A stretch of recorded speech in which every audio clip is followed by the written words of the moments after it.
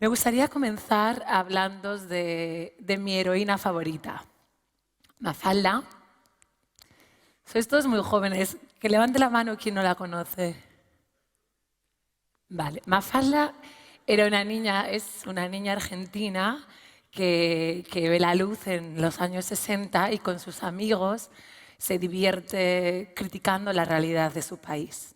Un país que a principios de la década era un país muy rico en América y por la mala gestión de los políticos locales que se van vendiendo a los intereses capitalistas, se va empobreciendo. Mafalda además es una gran feminista, activista, defensora de los derechos humanos, le encantan los Beatles y odia la sopa. Para mí Mafalda representa la inconformista cuasi perfecta. Mafalda se plantea, se cuestiona la realidad que le rodea, la analiza. Y de ese análisis viene una denuncia de las desigualdades, denuncia las injusticias sociales y, en tercer lugar, se revela frente a ellas. Digo una inconformista cuasi perfecta porque Mafalda es más de palabra que de obra. La Mafalda que ahora os habla nació hace 37 años en Ourense. Soy hija y nieta de otras dos Mafaldas, también farmacéuticas como yo. Y de pequeña pues, tuve una infancia normal y en ningún momento, a vuestra edad, me hubiera imaginado que me habría de dedicar a la cooperación internacional. Yo creo que el concepto ni siquiera me sonaba. Igual de algún boletín de Médicos Sin Fronteras o de misiones salesianas que llegaban a mi casa. Hice los estudios en Ourense y llegó un momento de tomar la decisión de qué carrera voy a estudiar y un poco condicionada también por mi situación familiar, dudaba entre medicina y farmacia y me fui a estudiar farmacia a Madrid. Y en mis últimos años de carrera estuve haciendo prácticas en farmacia hospitalaria, también estuve haciendo prácticas en una empresa multinacional y bueno, me gustaba, pero yo no había encontrado ese wow que me moviese a seguir con aquel trabajo. Os digo que era una niña muy normal, pero yo creo que había tres características que de alguna manera me fueron condicionando el camino que he ido siguiendo. En primer lugar, era una niña súper activa, me daba igual hacer teatro que hacer baile, que subirme una montaña y además con mucha perseverancia. Mi madre siempre cuenta una anécdota que me emociona mucho, que es que cuando era bebé y me dejaba en el parquecito por la noche con los patucos atados, me ponía a jugar con los cordones de los patucos y por la mañana, cuando me iba a despertar, siempre se encontraba los cordones desatados. Esa perseverancia, que si se lo preguntáis a mis chicos dirá que soy una cabeza dura, los dos caras de la misma moneda, me fue acompañando. En segundo lugar, siempre me encantó viajar. También he de agradecer infinitamente a mis padres, que desde muy pequeñas, a mi hermana y a mí, pues nos sacaban de viaje, kilómetros y kilómetros en el coche, a veces a otros países más lejanos. Y además nosotras pues no éramos de las que comían un filete con patatas. Si estábamos en Marruecos nos probábamos el camello, nos comíamos tagine, si estábamos en Hungría goulash, nos encantaba experimentar. Y de alguna manera pues al final también viajar a culturas distintas te ayuda a entender que no somos el ombligo del mundo y que otras maneras de vivir son igual o más válidas incluso que las nuestras. Y en tercer lugar, la tercera característica de la que os quería hablar es que yo creo que la vida es un devenir de acontecimientos en los que tienes que ir tomando decisiones. En el momento en el que estáis y en el próximo año pues vais a tener que decidir dónde estudiar, qué estudiar. Hasta ese momento pues al final sigues un camino, ¿no? Pues empiezas en vuestro caso la primaria, luego viene la ESO, el bachiller y bueno, hay que ir aprobando, hay que ir pasando etapas, pero llega un momento en que tenéis que tomar decisiones, subiros a barcos subiros a trenes o no subiros. Y yo en esos momentos, sobre todo a la hora de decidir carrera y acabar la carrera, siempre me invadía una especie de angustia, una especie de miedo al no elegir llevar una vida que me hiciese sentir totalmente plena, que me hiciese vivir al 200%. Esto siempre me impuso mucho. Pues como os decía, acabé la carrera y había tenido esas experiencias de prácticas, pero no me volvía loca. Entonces, por casualidad, descubrí un tipo de beca parecida a la beca Erasmus para ir a estudiar a un país extranjero, para ir a hacer una estancia científica. Apliqué, hice la solicitud y me dieron Tesalónica, una ciudad en la costa griega. Pero a mí me parecía como muy parecido a la cultura española, el calorcito, salir, que a mí me gustaba mucho. Y pregunté dónde había plazas vacantes. Y me dijeron que en Reykjavik, en Islandia. Las auroras boreales, el sol de medianoche, las ballenas. ¡Wow! Aquello ya me empezaba a gustar más. Y nada, me hice las maletas y me fui para allá y me fui para 4 meses, me quedé 9 y fui a hacer la estancia científica, pero me vi al final con 5 trabajos, dando clases de flamenco, trabajando en una guardería que llevaban unos indios, trabajando en un centro cultural, en una discoteca. En Islandia viví con estudiantes alemanes, con médicos griegos, con bailarines canadienses y descubrí otras maneras de abordar la vida. A los estudiantes nórdicos les llamaba mucho la atención el verme a mí con mis 23 años, una carrera acabada y sin tener muy claro qué quería hacer. La mayoría de ellos habían acabado el colegio, el instituto, el bachiller, y antes de hacer los estudios universitarios o superiores, la mayoría de ellos se ponían a trabajar una temporada, ahorraban, se echaban una mochila a la espalda y durante meses o incluso años se iban a vivir a Sudamérica, a Asia, iban teniendo trabajitos y volvían hablando francés, español, muchísimo más maduros y muchísimo más expuestos y viajados y preparados para tomar esa decisión tan importante. Y eso me hizo plantearme si yo había decidido, basada en lo que a mí me parecía importante, en lo que yo quería, o de alguna manera había una tradición, un sistema que me había empujado a tomar mi decisión. En aquel momento en Islandia descubrí lo importante que es cuestionarte las cosas. Y para cuestionártelas hay que conocerlas. Y para conocerlas hay que estar expuesto. Cuando no salimos de nuestra zona de confort, cuando hacemos todos los días lo mismo, miramos las mismas páginas en Instagram, muy difícilmente vamos a descubrir lo que realmente queremos. Si no hablamos con personas distintas, que hacen las cosas de manera distinta, muy difícilmente vamos a descubrir lo que realmente nos apasiona e incluso quién realmente somos. En Islandia, cuando fui a Islandia en el año 2006, era uno de los países más ricos del mundo y estaban en la primera posición del Índice de Desarrollo Humano. El Índice de Desarrollo Humano lo organiza Naciones Unidas y hace un ranking de países, de 180 y pico países, en función de la esperanza de vida al nacer, la renta per cápita por habitante y la educación, el nivel de educación. Islandia era el primero. También me encontré con un país hiperindividualista, con una sociedad súper consumista, incluso un poco racista, porque nunca hasta aquel momento había estado expuesta a la inmigración. Y eso me removió y me hizo pensar que además yo era consciente de que estaba viviendo en Islandia en una burbuja. Y me removió y me hizo pensar que mi siguiente etapa me gustaría que me acercase a cómo viven el 80, el 90% de las personas del planeta. Y me empezó a remover la idea de hacer un voluntariado. Eso de que hay un gallego en la luna yo creo que es cierto, porque yo recuerdo un día en una discoteca en Islandia que por casualidad nos juntamos 8 gallegos, cada uno de su madre y su padre, además de sitios muy, muy curiosos. Y estaba hablando con un amigo mío de Muros, Marcos, y de repente veo que se va a una esquina y empieza a hablar con mucha energía con un tío con una barba por aquí, unos ojos azules, lleno de piercings. Y yo le digo, pero ¿y este vikingo de dónde salió?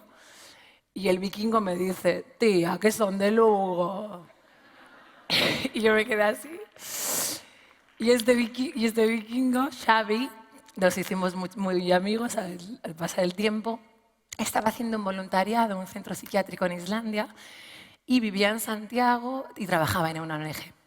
Acabó mi tiempo en Islandia, me vine a Santiago a trabajar en una farmacia familiar y en mi tiempo libre me fui apuntando a cursos de cooperación, de cómo escribir proyectos de desarrollo, de ayuda humanitaria que impartían, entre otros, el vikingo Xavi.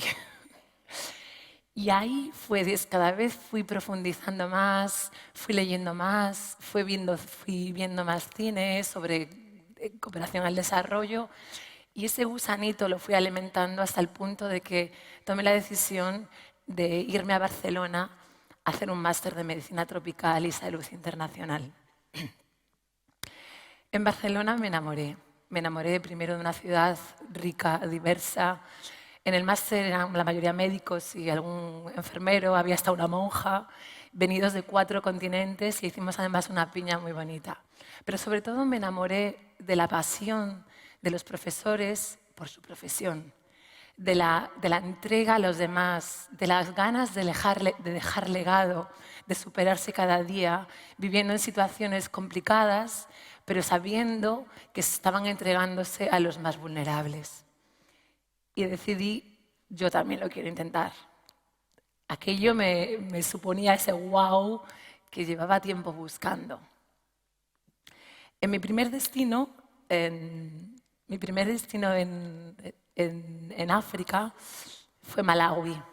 Malawi, que yo a vuestra edad no sabía que existía. Es un país muy pequeño en el sureste africano. Si os decía que Islandia era el número 1 del ranking del PNUD, Malawi, cuando fui allí, era en el 160 y mucho. Un país muy pobre al que yo iba a ir a trabajar en un hospital comunitario, en una zona endémica de malaria, sin electricidad, sin teléfono, sin cobertura telefónica, olvidaros de internet. Y recuerdo que si quería llamar a mi familia o mis amigos más cercanos tenía que caminar 4 kilómetros, buscar cobertura y ponerme a hablar debajo de un árbol con todos los niños del poblado mirando para mí. Imaginaros la cara que pusieron mis padres cuando les digo que me quiero ir a Malawi 9 meses en esas condiciones.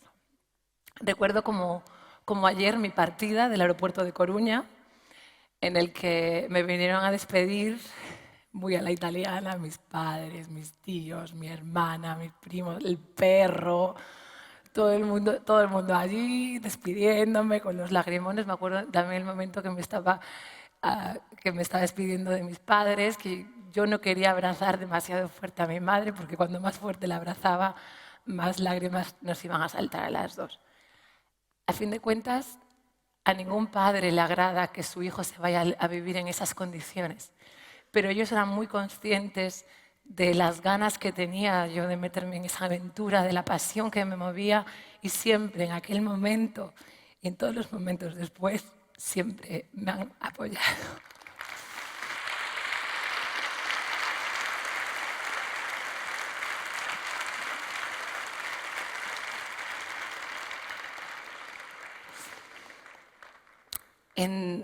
Pensé muy bien cómo hacer mi equipaje.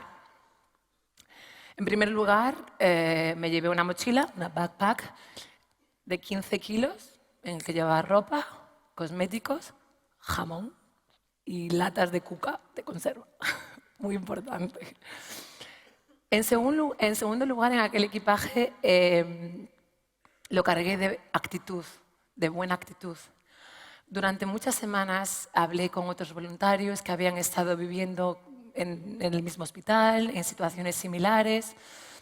Sabía que en mi tiempo libre lo tendría que dedicar a jugar con los niños del poblado, a aprender chichegua si quería comunicarme con mis compañeros de trabajo, a dar paseos largos cuando me lo permitían los 40 o 45 grados de temperatura o las intensas lluvias, y a pasar largas horas viendo cómo los lagartos de mi casa se comían a las moscas. Y para comunicarme, escribir cartas a mi familia que tardaban semanas en llegar, que a veces yo recuerdo de incluso dibujarle, pintar cómo era mi vida, los animales que había en casa. Esa es lo que me esperaba. Pero también sabía que aunque tuviese buenos estudios, mucha energía y buena actitud, no tenía ni idea de cómo eran las reglas de juego en Malawi, cómo se funcionaba allí, qué me iba a encontrar. Con lo cual fui cargada de humildad, de ganas de escuchar, de ganas de observar y de ganas de aprender. Y en tercer lugar, y algo que me ayudó en todo ese camino que se iba adelante, fue un poderoso colchón emocional. Un colchón emocional que se había forjado desde que nací, gracias al cariño, a todo el amor, a todo el apoyo con el que había crecido. Un colchón emocional que me ayudó a lidiar con las carencias, con las vicisitudes, sobre todo en los primeros meses. O sea, no había muchas veces que comer, las largas lluvias me tenían aislada, a veces incluso no había agua, me puse enferma y estuve, entre otras cosas, 4 meses sin la regla. Y luego vivir rodeada de enfermos, de personas en unas condiciones muy difíciles, muchas veces terminales y muchas veces niños. O sea, en ningún momento, a pesar de las dificultades que me rodeaban, en ningún momento me planteé tirar la toalla. Y si no lo hice fue por 2 razones. La primera es gracias a este colchón emocional, a esta fortaleza, esta seguridad que me había dado todo el cariño y todo el amor que había recibido en mi infancia y mi adolescencia. Y en segundo lugar, porque no hay nada que capacite más al ser humano a sobreponerse de las dificultades y de las limitaciones que la certeza de que tiene un propósito en la vida. Y yo en aquel hospital lo tenía. Eso me impidió tirar la toalla. Cuando llegué a Malawi, me fui de voluntaria con una ONG, que es como mi familia, pero que es un desastre. Cuando llegué al aeropuerto me vinieron a buscar 2 ambulancias de 2 hospitales distintos y en el aeropuerto decidí a dónde irme. Y no me equivoqué. Los primeros meses estuve trabajando en el hospital, en la farmacia, en gestión de stocks de productos de la farmacia. Y en mis salidas a la comunidad me encontré cosas como esta o como esta. Las primeras 2 imágenes son los ojos y el pie de una mujer con lepra. La lepra, a pesar de las imágenes que nosotros tenemos, al final lo que ocurre es que las personas que la tienen no tienen sensibilidad, con lo cual si van descalzas y hay una hoguera, si se queman, no les duele, no lo sienten, pisan un clavo, no les duele, no son conscientes de ello. Y también puede afectar al nervio ocular, con lo cual no son capaces de cerrar el párpado. Y esta mujer se había quedado ciega porque nadie le cerraba los párpados por la noche. Y en esas condiciones en las que viven, que les cae polvo, piedras, insectos en los ojos, al final le van dañando. La segunda imagen es una elefantiasis, una enfermedad, que es, no una enfermedad, es una consecuencia de una enfermedad que se llama la filariasis, que es un parásito que te hace una serie de...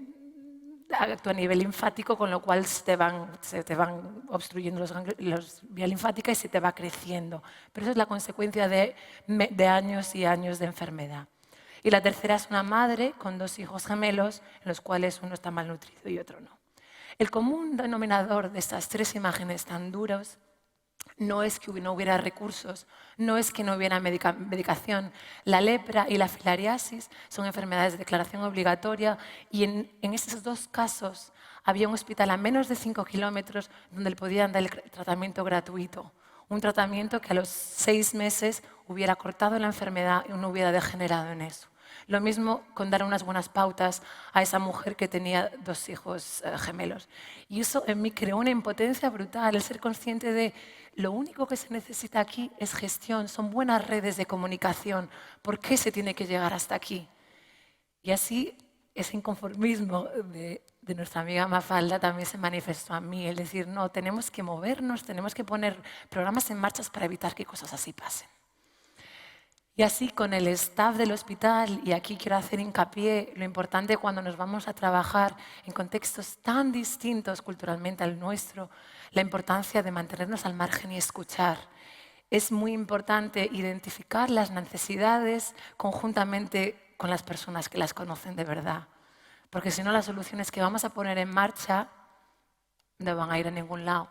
Y así mano a mano con el staff del hospital desarrollamos un programa de actividades comunitarias trabajando para mejorar la vida de las personas más vulnerables de las comunidades. Al final lo que hacíamos era llevar información, establecer redes entre los poblados, los jefes de los poblados y el hospital, para que cuando alguien enfermase hubiera, pues, con bicicleta se fuese personal del hospital a ver a sus enfermos o que de los enfermos viniesen al hospital antes de que fuesen demasiado tarde. Me gusta mucho la foto de abajo que estoy con estos 4 chicos, eran los 4 coordinadores. Y otra de las cosas también más motivadoras que, por ejemplo, esos coordinadores que hicieron que todo el programa creciese, que el número de beneficiarios se multiplicase por 5 en menos de un año. Y además 2 de ellos, por ejemplo, tenían SIDA.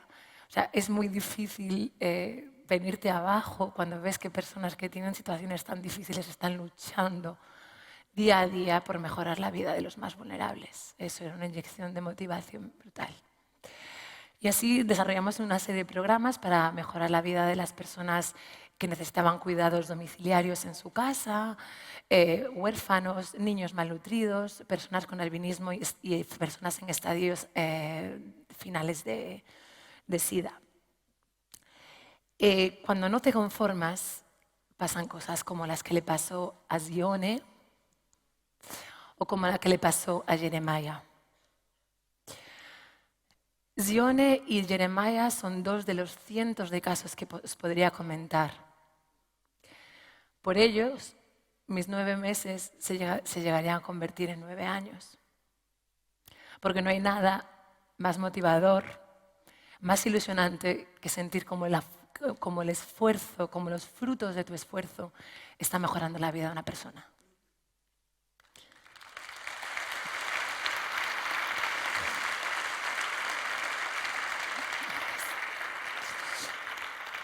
En Malawi también conocí a Lodina. Su nombre en la lengua local significa la tierra nos ha traicionado. Lodina era la segunda de 8 hermanos y 4 de ellos tenían albinismo. Un primo seropositivo abusó sexualmente de ella bajo la creencia de que si tenías relaciones sexuales con una persona con albinismo se te iba a curar el SIDA. A la vuelta de la violación, él se organizó un consejo en el poblado para decidir cómo abordar la situación. Para el padre era importante que se respetase el honor de sus hijos, era importante que se tomase acción. La madre pensaba de diferente manera. Era su sobrino, era familia y familia es igual a equilibrio. Los jefes de los poblados, los líderes comunitarios, los directivos del hospital, todos hablaban largo y tendido sobre cómo abordar la situación, qué es lo que había que hacer. Todos menos ella, Lodina, la víctima. Ella se mantenía a una esquina con la mirada clavada en el suelo, sin voz, sin expresión, sin lágrimas. Poco importaba lo que ella pensase, lo que ella sintiese. Lodina había crecido sin opinión, sin la libertad de decidir. Cuando desde el hospital hicimos una ficha a la pregunta de ¿cuál es tu profesión?, Lodina se mantuvo otra vez al margen con la mirada fija en el suelo. Fue su hermano el que respondió, "She's just there". Ella simplemente está. Lo único que nos diferencia de las personas con albinismo es la capacidad de producir melanina, que es el pigmento que da color a nuestro cabello, a nuestra piel y a nuestros ojos. Las personas con albinismo tienen baja visión, con lo cual tienen que utilizar lentes correctoras especializadas, de la misma manera que yo soy miope y no hago nada sin gafas, aunque hoy tengo lentillas, y tienen que proteger su piel frente a la radiación solar porque están mucho más desprotegidas, nada más. Se hereda de padres a hijos con la particularidad que de dos padres no albinos, pero portadores del gen, hay un 25% de probabilidades de que la descendencia de los hijos sean albinos. Hasta que Darwin revolucionó la ciencia con el origen de las especies, la mayoría de la humanidad vivía convencida de que el hombre venía del barro y que las mujeres veníamos de una costilla del hombre. A Galileo lo quiso callar la Inquisición por afirmar que la Tierra era redonda. Los hombres a lo largo de la historia se han hecho preguntas a grandes temas universales y también a otros de menor trascendencia. La ciencia ha ido respondiendo a esas preguntas, pero hay muchos lugares donde la ciencia no ha penetrado y aquí la magia, la superstición manda y manda con mucha fuerza. Que de dos padres negros pueden hacer un bebé blanco. Imaginaros la situación en un poblado de este tipo. Es muy común que cuando la mujer da luz a un bebé albino, el padre diga chao.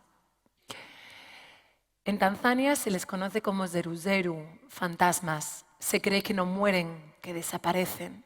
Y que si tienes miembros de una persona con albinismo, huesos, vas a tener fortuna. Y además, las mutilaciones, las persecuciones, los asesinatos de personas con albinismo no se contemplan de la misma manera porque la víctima no es un ser humano, es un zeruzeru, es un fantasma. En Malawi también conocí a Jeremiah. Es difícil de creer que este fue el mismo niño que visteis antes, que llegó al hospital 3 meses antes en este estado, en la espalda de su madre, totalmente perdida, que no sabía por qué su hijo primero era blanco y luego estaba en esas circunstancias. Cuando le explicamos desde el hospital que el origen de esas quemaduras de 2º grado, su madre empezó a llorar desconsolada, invadida por un gran sentimiento de culpabilidad. A las 3 semanas de unas buenas prácticas y uso de correcta fotoprotección, Jeremiah se veía así. El albinismo no solamente es desconocido para las personas que lo padecen y sus familiares, sino también para las instituciones, que no los incluyen en los currículums universitarios ni ubican presupuestos para la protección que estas personas necesitan. Incluso el personal sanitario no tiene ni idea de cómo abordarlo. Yo me encontré con enfermeras que no querían tocar esos cánceres por miedo a que se les contagiasen. Las cremas solares son ciencia ficción y cuando llegan o están caducadas o no hay canales adecuados de distribución, no se hace educación en su uso o muchas veces alimentan la corrupción aduanera. Llevaba ya 2 años en Malawi, en el año 2000, yo iba para 9 meses, ya habían pasado 2 años y medio, y un día de mucha lluvia, lo recuerdo porque mi casa tenía uralita y cuando llovía no se escuchaba nada más que la lluvia. Y me llamó por teléfono la dirección de la ONG en Madrid diciéndome que había un proyecto interesante en el norte de Tanzania, en los pies del mismo Kilimanjaro, en el que un hospital dermatológico estaba buscando la manera de prevenir el cáncer de piel en las personas con albinismo. Y me invitaba a partir para allá.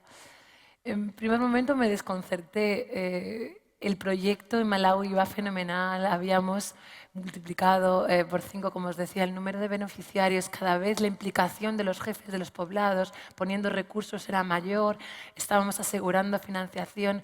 Yo estaba como más tranquila, más asentada. Había creado mi hogar ahí. Y otra vez plantearme volver a empezar. Pero en menos de 10 minutos tuve la certeza de que me tocaba empaquetar aquellos 15 kilos con un montón de recuerdos y emprender un nuevo viaje a otro país, otro idioma y a volver a empezar. Después de Malawi, la partida fue durísima, me costó muchísimo dejar aquel sitio, aquel pequeño lugar tan remoto que había convertido en mi hogar. Muchas cosas pasaron después de Malawi. En Tanzania descubrí mi vocación profesional, encontré mi proyecto de vida profesional. También en Tanzania conocí el amor, conocí a mi pareja, el padre de mi hijo Joan y de otro que está aquí en camino. Y pasaron cosas muy bonitas.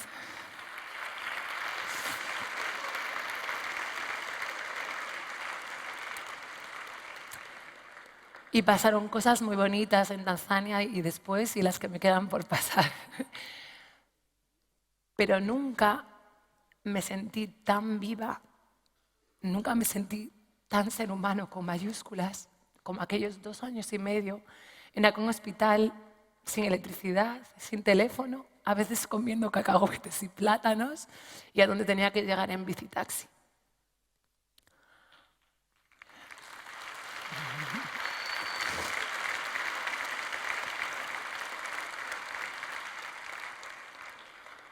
Por eso, desde mi experiencia, me gustaría compartir con vosotros la importancia de no creeros aquellos mensajes que os llevan diciendo que el éxito, que el dinero puede comprar la felicidad.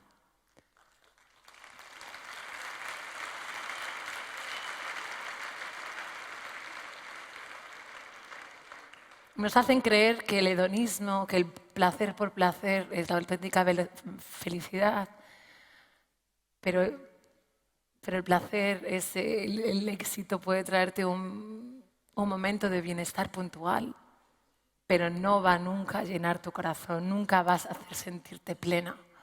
Yo lo tuve relativamente fácil porque vivía aislada. La presión del sistema que nos empuja en esa dirección, que nos va marcando, que nos inculca el miedo, nos hace ciegos como un caballo sin mirar todo lo bonito que hay alrededor nuestra. Toda esa presión yo no la tenía, porque estaba viviendo en medio de la nada, casi sin internet, en otro mundo. Mis necesidades eran 4 y no tenía esa presión y lo tuve fácil, tuve fácil descubrir esto. Sé que aquí es más difícil, incluso yo cuando venía de vacaciones, de repente todo nuestro mundo, nuestro sistema en el que si estás siempre nadando en contra te va a arrastrar, hay que sortearlo. Pero yo os invito a que busquéis estos espacios, a que profundicéis dentro de vosotros, a que buscáis personas que os inspiren, otras historias que os ayuden a acercaros a ese camino, porque lo fácil nunca es el camino a seguir, nunca nos va a llegar a la felicidad plena. Bueno, David nos lo ha hecho ver. Después de Malawi empezó en Tanzania. En Tanzania trabajé en un hospital dermatológico en el norte del país y con situaciones muy duras, ya que yo en aquel momento tenía 28 años y veía como cada día llevaban al hospital personas con cánceres de piel en estadios súper avanzados, más jóvenes que yo, en los que no había nada que hacer. Una de mis tareas era organizar campañas en las cuales venían dermatólogos españoles, patólogos, cirujanos plásticos, a formar a especialistas africanos en abordar, en operar el cáncer de piel de las personas con albinismo. En uno de esos viajes, y nosotros movilizábamos a las personas con albinismo en todo el país para que vinieran al hospital.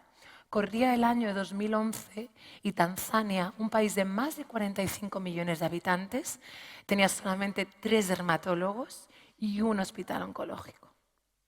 Por lo cual, Lea no se lo pensó 2 veces, se echó una mochila a la espalda y emprendió un viaje de 2 días para venir al hospital.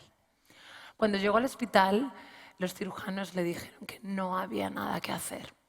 El cáncer que padecía estaba demasiado avanzado, con lo cual la derivaban a un hospital oncológico para que se hiciera radioterapia. Pero Lea no tenía dinero para más viajes y moriría en su casa al cabo de 2 meses. Tenía 27 años, 2 menos que yo.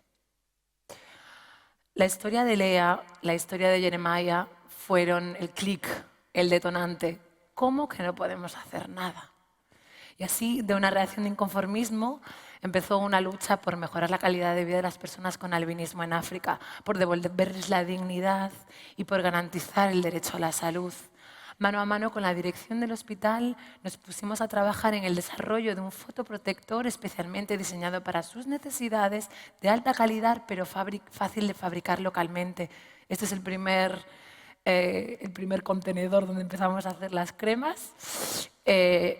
Al avanzar el tiempo empezamos a encontrar apoyos y esos pequeñitos pasos se hicieron zancadas de gigantes. Conseguimos financiación, entre ellas del Colegio de Farmacéuticos de Coruña, y conseguimos establecer un laboratorio que en menos de 2 años estaba ayudando a más de 2.000 personas con albinismo en todo el país. Pero fui descubriendo que Tanzania no era el único país que tenía esas necesidades. Era necesario expandirnos, cruzar fronteras. No queríamos que se repitiesen historias como las de Lea, por lo cual había que trabajar en la prevención. Pero tampoco era justo que situaciones como las de Lodina se repitiesen constantemente en África. Y eso implicaba trabajar en sensibilización, en educación. Con lo cual, mano a mano, con amigas del camino que conocí en África, Rocío, experta en cooperación internacional y emprendimiento social, que trabajó en Ruanda, en Tanzania, y Lorea, una gran dermatólogo que llevaba 8 años yendo cada año a Tanzania a formar a médicos locales, y el apoyo de expertos del sector cosmético, químico, derechos humanos. Establecimos la ONG Beyond Sun Care, que desarrollamos un paquete de servicios para prevenir el cáncer de piel, dando soluciones adaptadas a sus necesidades y sin perpetuar la dependencia del primer mundo, de los blancos.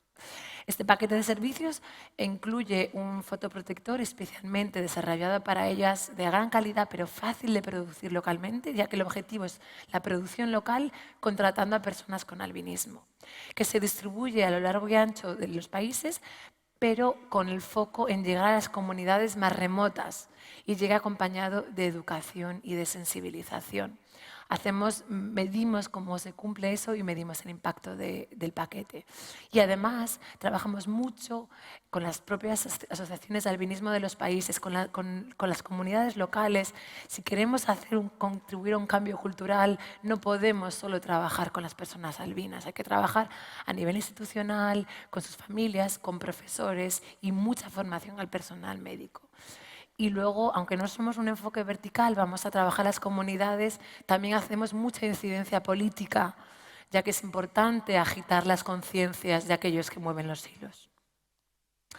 A día de hoy estamos llegando a más de 3.500 personas con albinismo en 3 países africanos. Hemos disminuido la prevalencia de lesiones precancerosas en más de un 75%, y lo que nos parece más importante, más del 95% de los beneficiarios afirma que desde que es parte del programa siente que ha mejorado su inclusión en la comunidad, afirma que se sienten más empoderados, con más autoconfianza. En Tanzania conocí a Grace. Grace era huérfana de padre y madre con 5 años y de hermano con 18. Se lo llevó también un cáncer. Un poco perdida, se dejó caer en los brazos de un hombre que era de todo menos buena persona, y al cabo de un par de años, con un bebé de 6 meses, tuvo la fortaleza para abandonarlo. Grace vino a hacer una entrevista de trabajo a nuestra unidad de producción en Tanzania, donde buscábamos personal. Entró con un vestido animal print súper ajustado hasta los pies, un turbante súper maquillada y unos aros enormes, iluminando la sala de espera de un hospital que era muy gris. La contratamos. 7 años después, Grace ha conseguido ahorrar lo suficiente para comprarse una casa, mandó a su hijo Mesrak a un instituto de secundaria y vive feliz y orgullosa de sentir cómo las el esfuerzo, su trabajo, con su trabajo, está mejorando la vida de miles de colegas con albinismo de su país.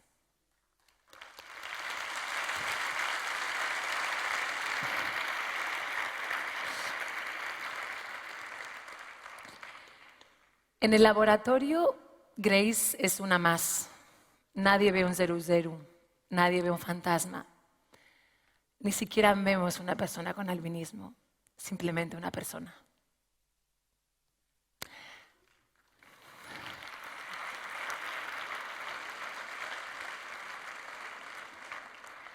Grace, Lea, Lodina, Jeremiah, son las razones por las que me fui 9 meses y esos 9 meses se convirtieron en 9 años.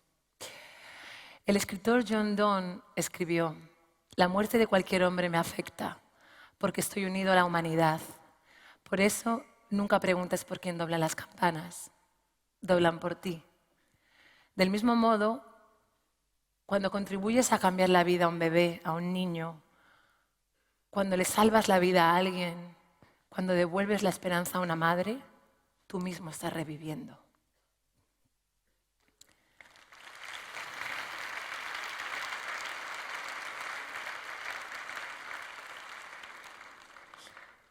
Por eso me quedé, pero si hoy sigo es porque estoy convencida de que con los apoyos suficientes vamos a ser capaces de que en cualquier rincón de África, desde Angola hasta Mozambique, desde Sudáfrica hasta Uganda, seremos capaces de conseguir que cuando un niño con albinismo se despierte por la mañana, su única preocupación sea la de ponerse su protector solar, como la mía es la de buscar mis gafas.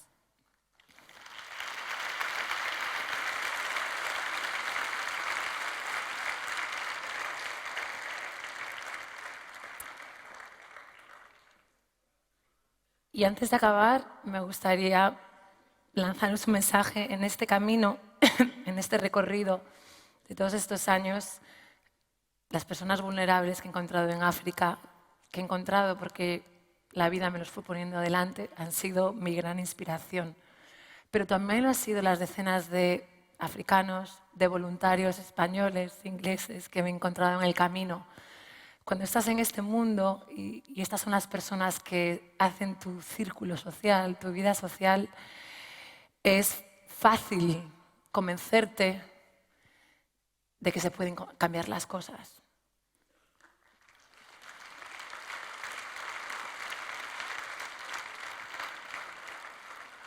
Vivimos bajo una especie de sistema que nos inculca el miedo, que nos bombardea con mensajes negativos, el miedo, el terrorismo, eso está ahí, pero es que hay otras cosas muy grandes, muy poderosas. No nos despistemos, no nos despistemos pensando.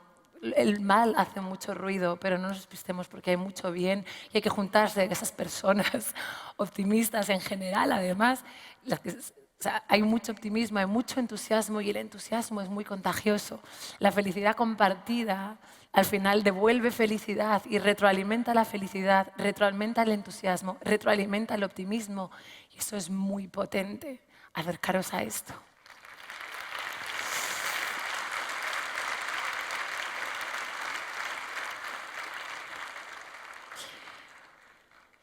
Y cuando buscáis, cuando exploráis, cuando salís de vuestra zona de confort para bucear en vosotros mismos, pero también en vuestro entorno, es fácil encontrar esos porqués por los que luchar. Es fácil encontrar ese qué te mueve. Y una vez tenemos claro ese porqué y ese qué, llegan los cómo. Los cómo llegan solos.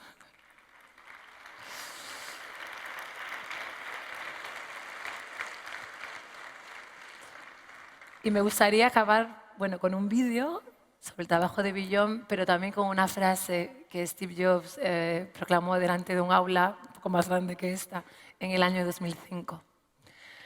Debes descubrir lo que te apasiona. La única forma de hacer un trabajo excepcional es amar lo que haces. Si no lo has encontrado aún, sigue buscando y sobre todo, no te detengas.